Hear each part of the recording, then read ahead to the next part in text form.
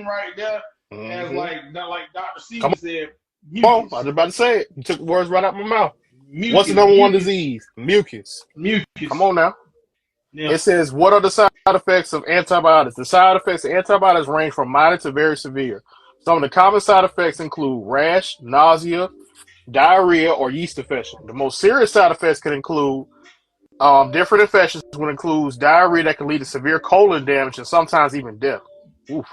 Ooh, Severe see. and life-threatening allergic reactions, and antibiotic-resistant infections. All right, so that's just giving you just a rundown of what antibiotics is and also what it can affect if it's not properly used. But let's get Think into, about like it. Brother Deuce said about with the meat, because we know Chick-fil-A has been on the fire as well as a few other places. Mm-hmm. All right, so now it says antibiotic use in food producing animal. This is an article by healthline.com. If y'all want the article, y'all can DM me and I can DM it to you. Anyway, it says antibiotics are drugs used to treat bacterial infections. They work by killing or stopping the growth of harmful bacteria, so they say. Since the Right. 1940s, antibiotics have been given to the farm animals such as cows, pigs, and chickens in order to treat infections or prevent an illness from spreading. But Low listen, doses, low doses of antibiotics are also added to animal feed to promote growth. See, we just talked about it. this Come on, man. means a greater production of meat or milk in shorter periods of time. Mm. Talk to him. Talk to him, bro. So if you are over here having cows and chickens and a whole bunch of other different animal pigs, and they want them to grow at a certain period of time because you're trying to get the harvest and you're trying to make that money as a farmer, you don't understand that you're hurting yourself, you hurting your livestock, and you hurting your business because you're putting your own self at risk and your own customers' health at risk. You But better all talk for that about it. almighty dollar.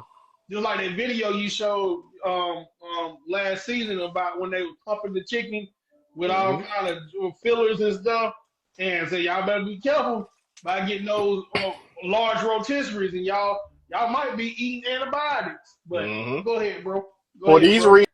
reasons, antibiotic use has become widespread in agriculture. However, from 2015 to 2018, sales of medically important antimicrobials for use in food producing animals decreased by 38%.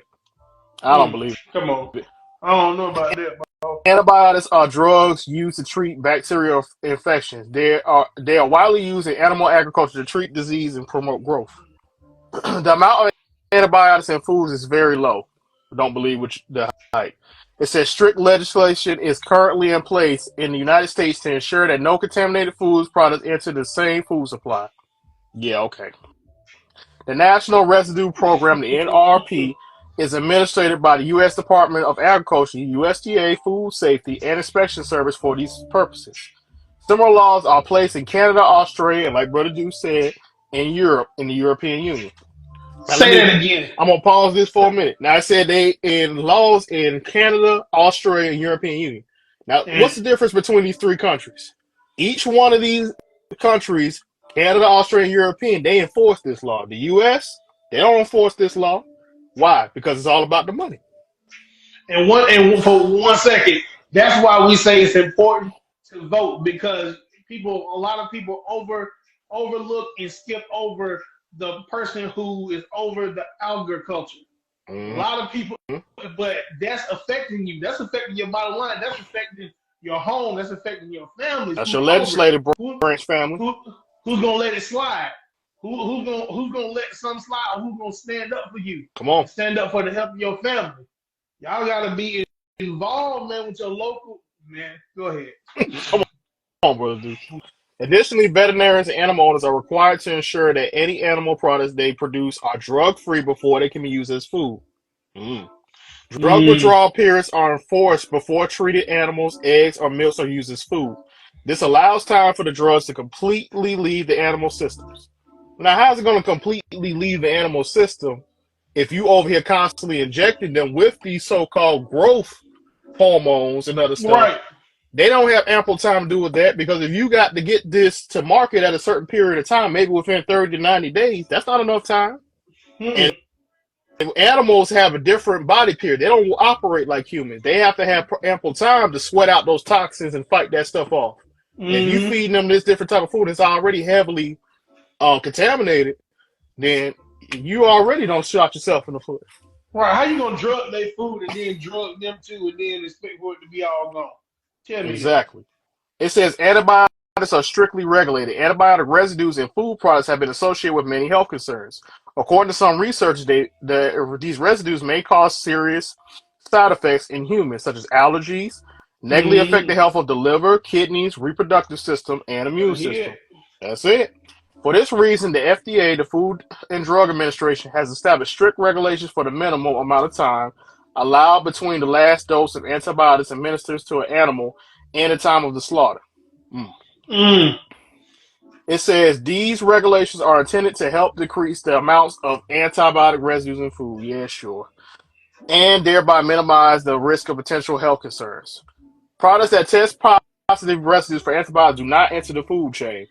Y'all need to stop with Mm. the line. Right. Additionally, producers who repeatedly violate regulations are publicly exposed and added to a residue repeat violators list, which is intended to discourage any misconduct. Okay. Mm. All right. The overuse of antibiotics in animals can increase resistant bacteria.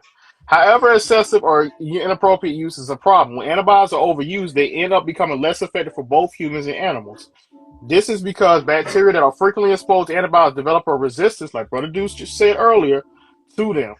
As a result, the antibiotics are no longer as effective at killing harmful bacteria. Mm-mm. Mm-mm. And for my brothers and sisters who, we're not shaming anybody who got their vaccine, but for those of y'all who have that and y'all eating this type of chicken, y'all got to be careful. Because it might activate something. Watch it. That's it. This is a great concern for public health. The FDA has recognized this concern, updating its regulations to reduce the unnecessary use of antibiotics in livestock. Excessive antibiotic. Okay, I read that part. Resistant bacteria can be passed from food-producing animals to humans in a number of ways. Did If an y'all just animal if an animal is carrying resistant bacteria, the bacteria can be passed on through meat that is not, like Brother Drew just said, not handled or cooked properly. And you also get salmonella from that as well. You can also encounter these bacteria by consuming food crops. Oh, here we go. That have been oh sprayed with fertilizer containing animal manure with resistant bacteria? Monsanto, please step to the witness stand. Once mm. spread to humans, resistant bacteria can stay in human gut, and spread between individuals, so it can grow. The consequences of consuming resistant bacteria include infections that would not have happened otherwise, increased severity of infections, often including vomiting and diarrhea, difficulty in treating infections, and higher chances that the treatment will fail. In the United States, around 2.8 million people each year get infected with bacteria resistant to one or more of the antibiotics normally used to treat the infections. Come on. Whew. Man. 2.8 million, family.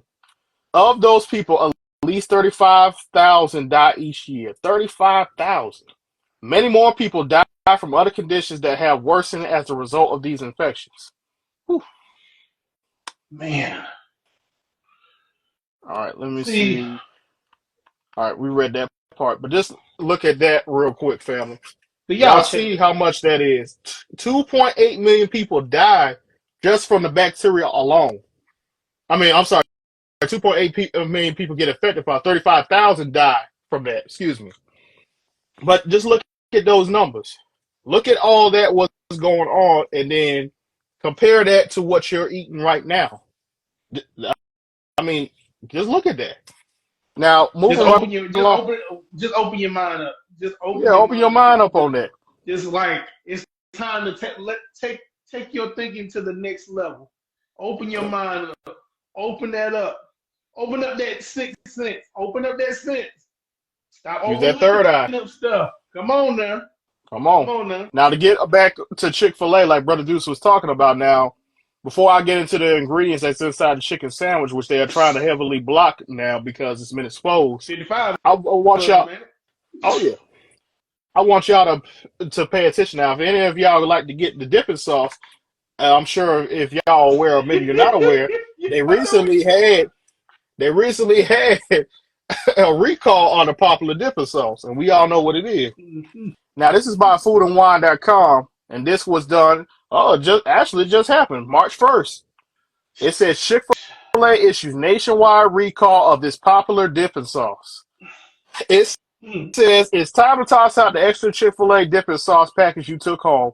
On February 29th, the much-loved Atlanta-based fast food chain recalled its massively popular Polynesian sauce I across knew it. some of the 27 states in which it operates and put up a hot red banner on the website urging people to discard previously ordered Polynesian sauce because the dipping cups may contain a different sauce that includes wheat, and soy allergens. And for those of y'all who don't know all the full effects of soy, soy is one of the biggest feminizers in men, and it's one of the biggest masculinizers inside women. That's why you see a lot of men today, they don't know understand how to be men because they start to have feminine hormones and traits. And they start growing breasts and other stuff. You see I some think, women with beards and they have a lot more bass in their voice, testosterone levels are high. That's and one of the then, side and then of effects. course, and then we don't know. Like at the same time, we don't know it. But then they were like, "Man, what's going on? I'm working out," and I'm like, "We try to work out." You're like, "Man, what's going on? I can't get rid of this chest, like or whatever, or such." hmm And you hmm gotta be careful of the soy. And I don't. Okay, I'll say this. Just say this and I'll stop. But Go ahead. our famous eat at Moe's and Moe's a burrito. Y'all better be careful getting that tofu thinking it's healthy. Cause guess what? That's soy. It's Come not on. good.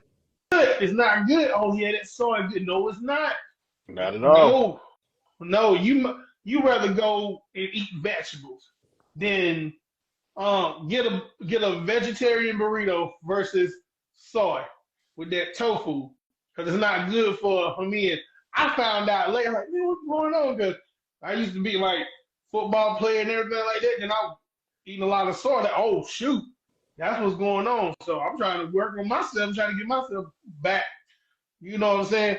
But But it's important to open our minds up and learn because we didn't know. I didn't know, but I'm learning. I'm